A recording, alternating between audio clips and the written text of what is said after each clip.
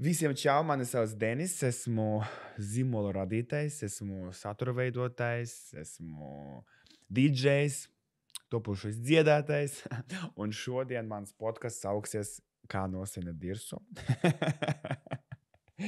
Tas ir ļoti smieklīgs nosaukums, jo tiešām pēdējā laikā man nāk daudz jautājumu mana blogā par to, kā Denis, kāpēc tev ir tādas emocionālas šūpoles, ka decembrī beigās tev liekas, ka tu esi pilnīgi kā nulle.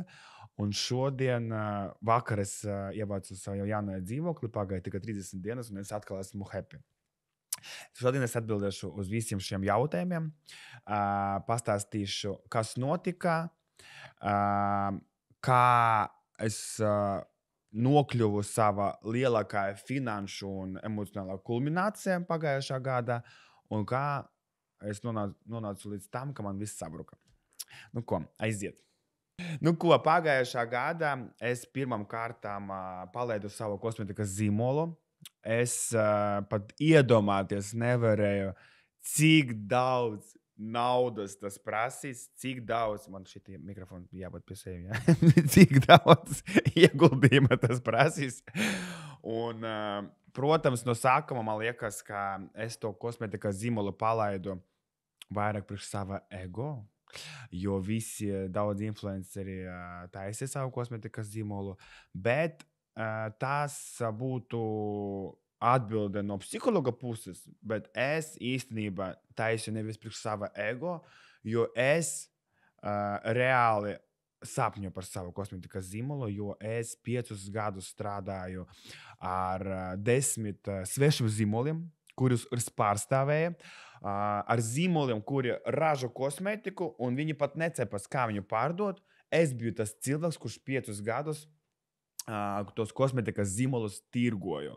Un īstenībā es esmu, kā distributors, esmu pats galvenais cilvēks tirgu, kurš pārstāv kosmetikas zīmolu, kurš viņu prezentē, kurš stāsta par viņu, kurš piedalās visos pasākumos ar šo zīmolu, ar kosmetikas zīmolu. Un mans galvenais mērķis - palnet pārdošanas. Ražotnēm galvenais mērķis ir ražot kosmetiku, kvalitatīvi ražot un tā tālāk. Un es 5 gadus pārstāvēju 10 zīmolus un sapratu, ka man apnika visam atskaitīties, man apnika, ka man spiež, Denis ir vajag palielināt apgrozījumu, palielināt ietirgumu, palielināt klientus, bet tie, kuri ir tur Koreja, Spānija, Itālija, viņi nekad nav bijuši Latvijā. Un pat nesaprotu, ka mums nav tā liela auditorija, ka mums nav tik liels tirgus, lai uztaisītu uzreiz 3 miljonus vienā gadā. Un, protams, ka tu jūties nedaudz kā sūds, kāpēc, ka tu visu laiku liekas, tu strādā uz maksimumu, un tev tāpat tas spiež, ka tu neizpildi plānu, kāpēc tik maz iepirkums, kāpēc tu neesi vēl visos veikalos, kāpēc neesi visos tīklos. Un, protams, ka katram cilvēkam ir vajadzīgs rezultāts, ir vajadzīgs kaut kāds tas iedvesmojošs avots. Nu, reāli gribas, lai tev pasaka malacis, tev viss izdodas perfekti, nevis visu laiku tā kā spiež. Un mana galva, lai izietu no tā apļa, kad tev tikai un vienīgi kaut kādus pārmetumus dot, gribējas arī attīstīt kaut ko savu. Un arī esmu ierobežots ar teritoriāli bija ar tiem zīmoliem, kurus pārstāvēju. Un joprojām pārstāvu, man tie zīmoli ļoti patīk, bet es joprojām esmu ierobežots teritoriāli, vai nu tā ir Baltija, vai tas ir tikai Latvijā, vai Igaunijā, vai Lietuvā. Un principā, kad tev parādās klients no Vācijas vai no Polijas, un tu tāds, varbūt tur būs liela naudiņa, vai tur būs liels klients, un tu tāds, nē, man nav līguma. Un, protams, ka man nāca ideja izveidot savu zīmolu. Protams, ka es ļoti iedegos ar to zīmolu. Es ieraudzīju nenormālu nākotni. Es sapratu, es zināju, kā tirgotājs, kā pārdošanas speciālists, kā profesionāls distributors. Es zināju, ko vajag mūsu tautai. Es zināju no 10 zīmoliem, kādi produkti ir tādi top produkti.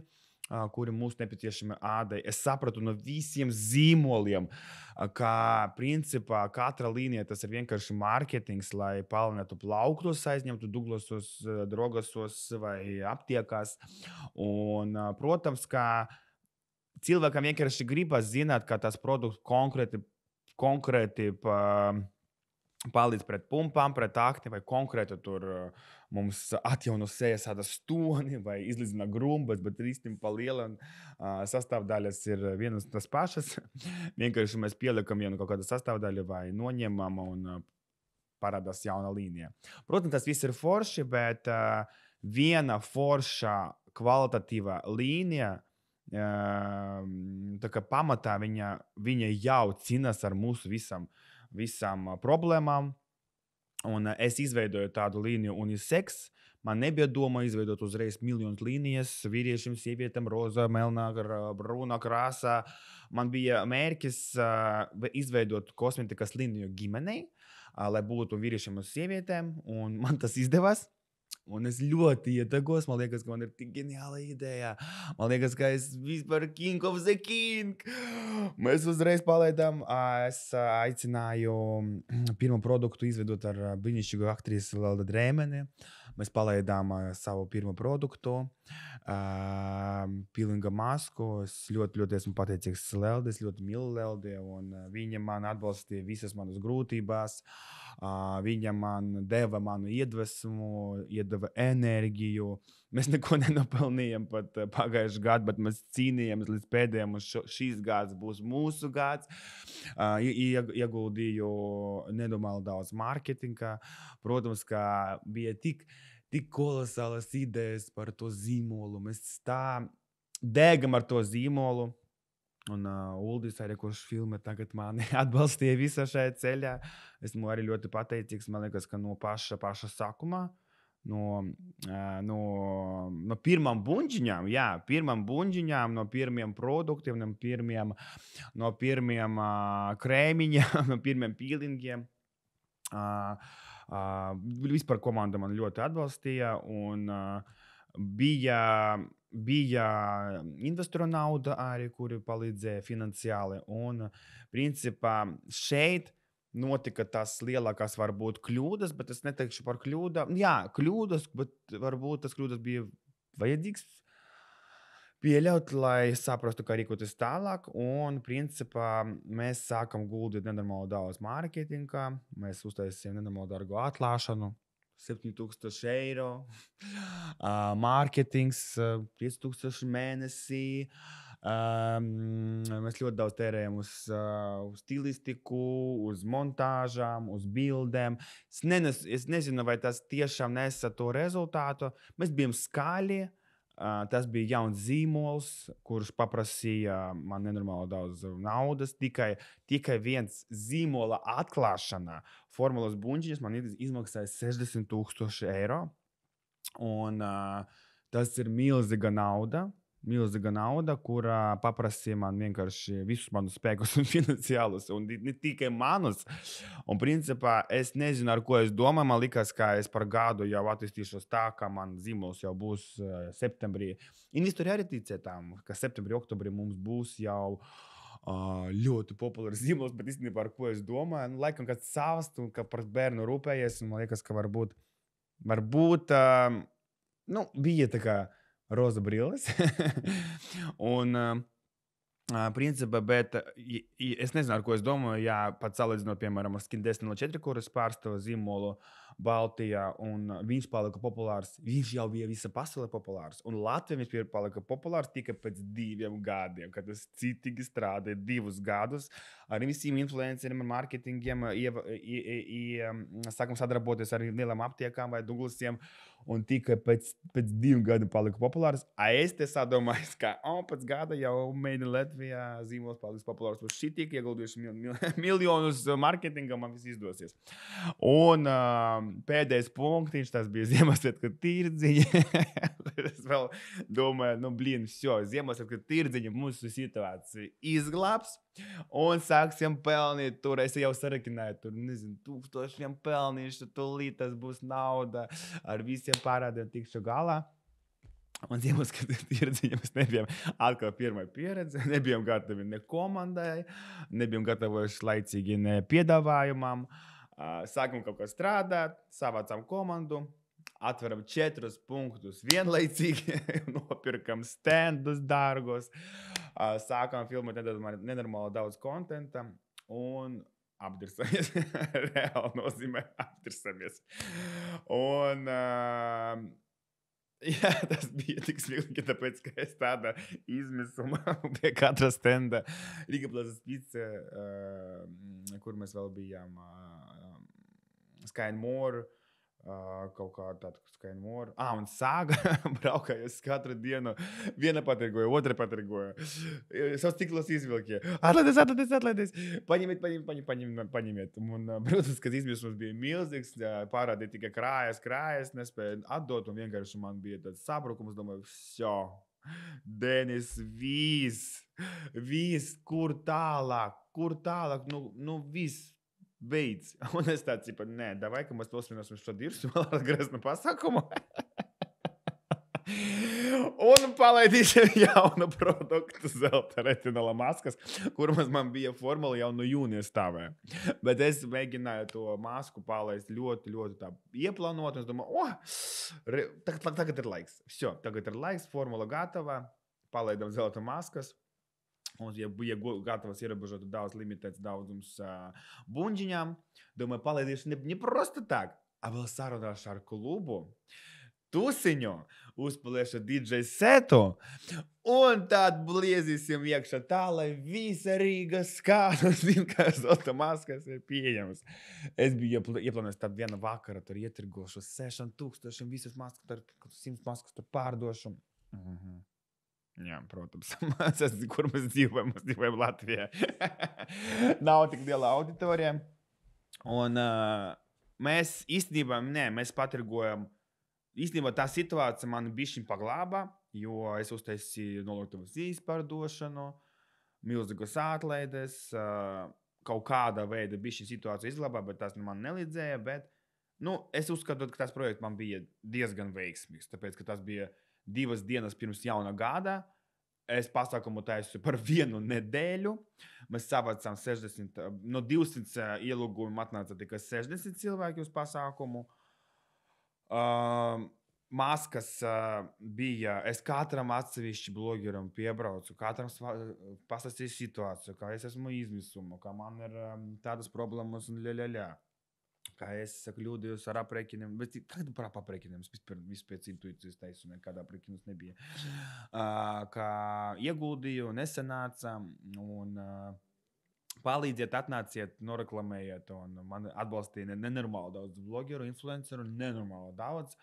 Atnāca ļoti forši, pavadījām laiku, bet tas arī bija viss, un janvārī es biju tāda izmisumā, es biju tik vīlies sevi, es sapratu, ka laikam es kaut ko nepareizi daru, un tajā brīdī man atnāca piedāvājums parakstīt visu, kas man ir, visus manus patentus, manu zīmolu, manu beauty place, vers 69, parakstīt par parādiem, un plus es vēl sadalu nodokļus ar vidu par to gadu, kas man nav sanācis. Un bija piedāvājums visu vienkārši atdot un par mani samaksas parādus. Un es paliku ne pie kā, un vēl paliku uz mana vārda, vēl paliku nodokļu parāds, kas ir ļoti liela summa. Un es biju tajā laikā, man liekas, ka tas ir vienīga izēja. Man liekas, ka tas ir, dokatились, tālāk vairs nav kur. Laikam tā ir vienīga izējas, ne ar ko netikšu galā. Un bija otrais piedāvājums no investoriem, vai es atdodu investīcijas, bet man vairs nedod naudu, un es nevarēšu attīstīties. Un sanāca tā kā aburtais loks, it kā man pietrūks finanses, lai tālāk augtu, un otrais ka man it kā uzņēmums var attīstīties, bet ar nosacījumu, ka es visu parakstu citam cilvēkam. Un tā it kā nav saprotams. Ir saprotams? Jā, ir saprotams. Vot, un es biju tādā izmisumā, un īstenībā es biju gatavs. Es biju gatavs uz savu vārdu paņemt visus nodokļu parādus un atdot visu, kas man pieder. Un pašam pēc tam cīnīties, nezinu, ar tiem parādiem varbūt pat atvertu kriminālu lietu. Es nezinu, un tur summa ļoti liela. Un es pēc tam satiekos ar savu draudzeni. Es varu pateikt, ar Anētu Spīki satiekos, un mēs vakarā runājām pie galda restorānā, un es biju tāda izmisuma. Es biju dēd, jo man likās, ka es atdodu visu, ko es būvēju 5 gadus. Un viņa man teica, Denis, tu saproti, ka tu esi mīris acīs. Tev nav vairs dzīves, tev nav dieksmes, tev nav liesmas, tu neesi tās Denis, ko es zinu. Tā kā ieņemu tādu upura pozīciju. Salikas, ka viss dzīve beigusies. Man jādod viss, man nekas nav.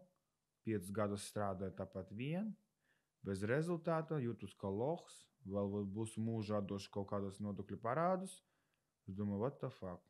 Все, докатились. Un es man ar Anētu satikāmies, ka Denis, tu saproti, ka tas ir tikai tāds lielākais varbūt izaicinājums iet tālāk, un tev viss pašam izdosies.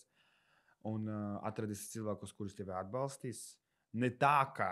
Atbalstīs ne tā, kā zini, tu pats viss vainīgs, tu pats sūdu savārīji, un tu par to visu atbildēsi, bet mēs visu paņemsim no tevi.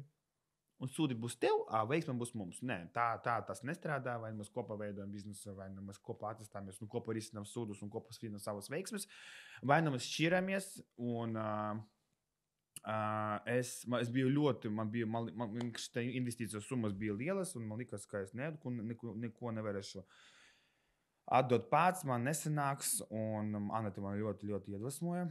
Viņa teica, ka, ja tu rītdien parakstīsi papīrus un atdosi visu, es tevi nerunāšu. Es teicu, ok. Jo īstenībā es pat necīnījos, es pat nepamēģināju cīnīties. Man liekas, ka tas bija vieglākais variants. Un es nākamajā rītā ļoti grūti man bija savākties un piekrist piedāvājumu, ko man investori teica, ka ja tu 2 gadi tev ir atdot mums investīcijas un vienkārši turpini pats visu vadīt un pēc tam tālāk jau ar visu rīkojies un pats attīstīju gan Versu, gan Beauty Place. Un es saņemos, es uzvanīju un cilvēks piekrita. Es saku, ok, Denis. Ok, parakstām līgumu 2 gadi. Tev ir laiks atdot naudu. Un man bija tāda sajūta, ka viss, ko es būvēju, pie maniem atgriezies. Tā kā man vairs nav sajūtas, ka esmu dēd. Man nav sajūtas, ka visu pazaudē, man ir iespēja, un man tā kā par savu bērnu kaut kāda tāda cīņa, ka es pamēģināšu. Es biju pārliecināts tikai uz 30%, ka man sanāks, bet es ticu tiem 30%, ka man izdosies, ka es vismaz pamēģināšu. Es nepamatīšu savu bērnu tāpat vienkārši izmetīšu, vienkārši. Sliks bērns. Davai, jārā, pasteigies. Es braukšu tālāk. Ziniet, tā bez sūdi pats tiec galā. Šeit es tā kā, nē, es pacinīšos. Sūdi ir mani sūdi, es ar viņiem pats tikšu galā. Un nevajag manā vietā ar tiem sūdiem tikt. Es kaut kā varbūt nepareiz lēmumus pieņemu, bet man ir laiks un iespēja ar tiem lēmumiem tikt galā. Pašam un laboties, un es sāku strādāt ar coachu, es sāku atgriezt pirmkārt manas vērtības, atgriezt manu pārliecību sevi. Mēs pieķeramies pie tādas lietas, kā mana resursi, mana disciplīna, kur es tērēju savu enerģiju, savu spēku, un vai kur tā problēma? Un viņa man Vienkārši ar ko es komunicēju. Mēs izrakstījām visu manu dzīvi, manus parādus vienai lietai, ar ko es komunicēju. Kādi man cilvēki ir apkārt, ko tie cilvēki man dod, vai viņi man apkārt ar pluszīmi vai mīnuszīmi.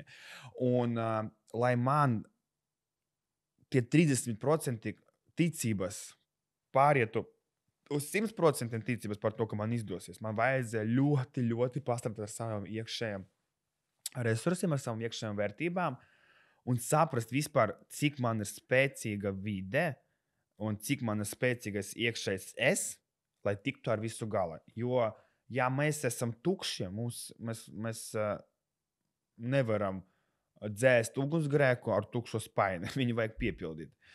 Un es piepildīju to spaini. Visu janvārī es ar to strādāju. Es atgriezos savā ģimenē.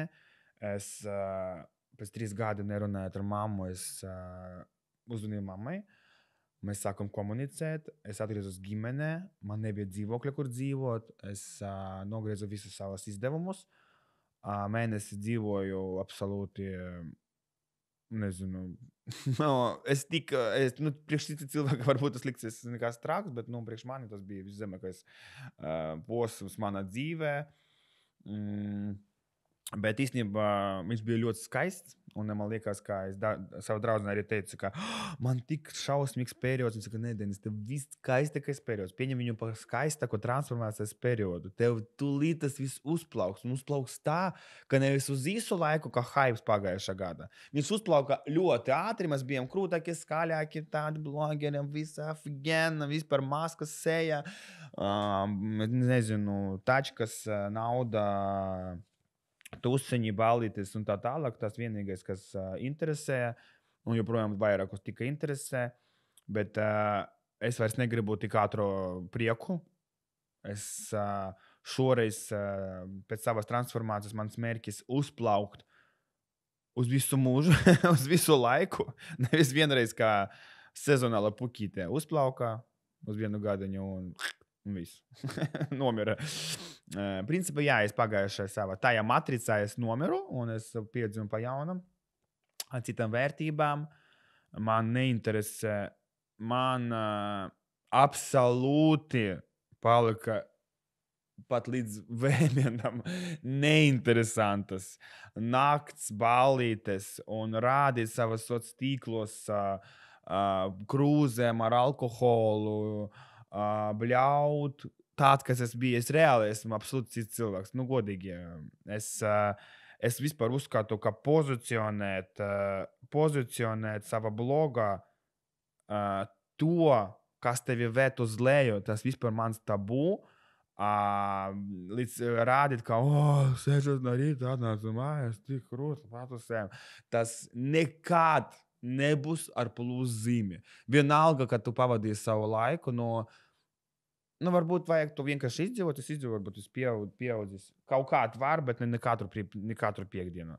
Ja mēs katru piekdienu tā darām, ja katru piekdienu mēs balējamies, katru weekendu mēs uzskatām, ka mūsu resursi ir tikai satikoties klubā, piedzerties un nākamo dienu pavadīt pohas.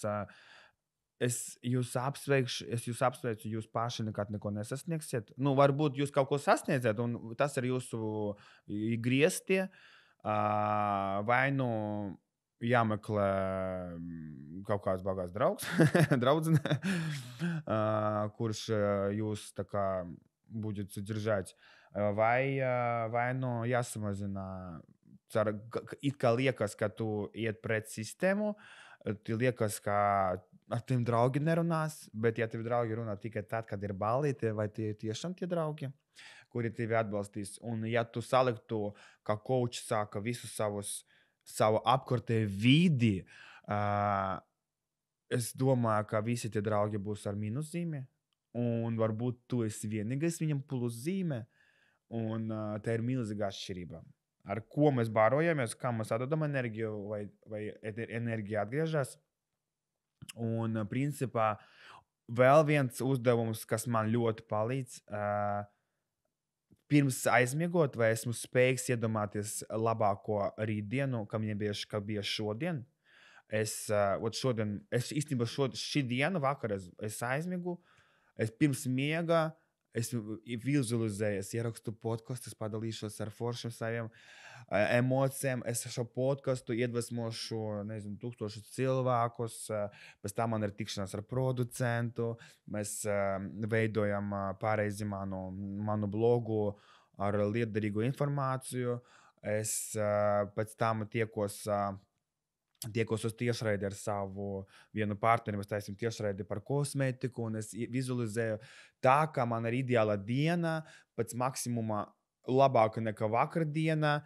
Un vai tu būtu spējīgs iedomāties savu nākamo dienu pirms miega, ja tu esi vienkārši nekāds, atnāc pēc kluba vai pēc kaut kā toksiskas draudzības? Es domāju, tas tu savu labāku, uztaisīt savu nākamo dienu labāku par šo, tas nebūs iespējams. Un tas nozīmē, ka tu esi solis atpakaļ no saviem mērķiem. Bet kādi tie mērķi? Es godīgi nepierakstu. Es agrāk nodarbojos ar to, ka es pierakstu savus mērķus, pierakstu savus plānus. Es pierakstu plānus konkrēti uz dienām. Es pierakstu varbūt stratēģiju, kuras tagad virzos. Man ir cilvēki, kuri man arī palīdz, un coach arī ļoti palīdz. Bet sēdēt un tā kā es ierakstīšu, piemēram, es salīdzināšu savu dzīvi ar blogu. Blogs, katram mums ir dzīves mērķi, ir mērķi blogā. Ja es sēdēšu un plānošu savu blogu 20 reels ideja, 20, nezinu, tur dienas uz priekšu, ieplānošu storytellingus, reelus, tas nozīmē vienkārši, ka tu atvilk laiku, ja? Nevis atņem, bet tu gribi atlikt. Atlikt, jā. Tas nozīmē, ka tu atliec savas darbības no realizācijas, ja? Un tā kā tu vienkārši sēdi un plāno, es dzīvoju pēc, mums ir intuīcija, mums jātic savai intuīcijai, mēs varam pierakstīt kaut kādus stratēģiju, bet es nenodarbojos ar to, ka man viss pierakstīts glādītes, tagad Bugatti, cik man ir palicis, cik mums palicis naudas, vai nezinu, es pagaidām, nezinu, man tik stulbi bija, man liekas, ka sēdēt un līmēt helikopterus un villu Miami, dzīvojot šeit Latvijā, vākt naudu nodokļiem un visiem pārējiem, man liekas, ka labāk sapņot par to, ka vispār ir spēja atlikt, vispār ir spēja gūt ienākumus no vairākiem avotiem. Man liekas, ir jāsapņo bišķiņ plašāk, nekā vienkārši cerēt uz to, ka tev, nezinu, nekad varbūt nebūs, jo tu pat nesaproti, kā līdz tam tikt. Varbūt sapņot par to, kā man parādītos jauns ienākums, kā man popularizēt savu personīgu zīmolu. Man būs personīgs zīmols, значит, varēšu atvērt vēl vienu produktu, un viņu vieglāk cilvēki nopirks. Man liekas, ka man domāšana bišķiņ jābūt nedaudz tāda plašākai, nekā vienkārši sapņot par helikopteri vai villu Miami. Un principā pats galvenais ir ticēt sev, un es sapratu, ka mūsu pats vērtīgākais, pats labākais zelta gabaliņš vispār mūsu dzīvē, tas ir fokus un mūsu resursi. Mums jādomā tikai par to, kur mēs fokusējamies, un tikai kur mēs uzlādējam savus resursus, jo rezultāti ir tur, kur disciplīna, rezultāti ir tur, kur resursi, tur, kur mēs darām no sirds, un tad mums izdodas sev ticēt, izdodas redzēt rezultātus, no kā rodas resursi. Īstenībā resursi rodas no darbībām, kuros mēs katru dienu atkārtojam vienas tas pašas. Katru rītu celamies, piemēram, es piecelos, es atveru foršu podcastu, kas man uzladē, taisu brokastis un ierakstu pirmos stories. Man tiešām patīk filmēt stories. Ja man liekas, ka Denis, kā tu tik daudz filmē, vai tu neapniki? Es esmu blogeris no dvēseles. esmu influenceris no sirds, man patīk filmēt stories. Es tiešām sniedzu baudu, ka es filmoju, pastāstu par foršu notikumu. Man tas nesastādā nekādas grūtības. Es jau pieradu, es to daru jau, 3 gadus. Man ļoti patīk. Es pat eju trenēties, es arī nofilmēju savu treniņu. Piemēram,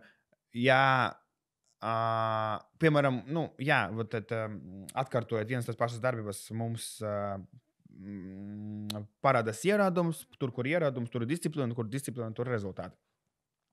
Un vienkārši sava katrā darbībā jāatrod kaut kāda forša tāds patīkams vibes, patīkama emocija. Ejot sporta zālē, mēs atradiet kaut kādu savu kaifu. Ne tikai tur skaitīt minūti, kad beidzas treniņš. Piemēram, pēc katra treniņa, man saunas nepatīk, bet kādam patīk. Kāds iet uz treniņu, lai beigas saņemtu to kaifu no saunas. Kāds iet uz treniņu, lai uzvilktu foršu kostīmu, tāpēc, ka viņš to patīk, ka viņš izskatās.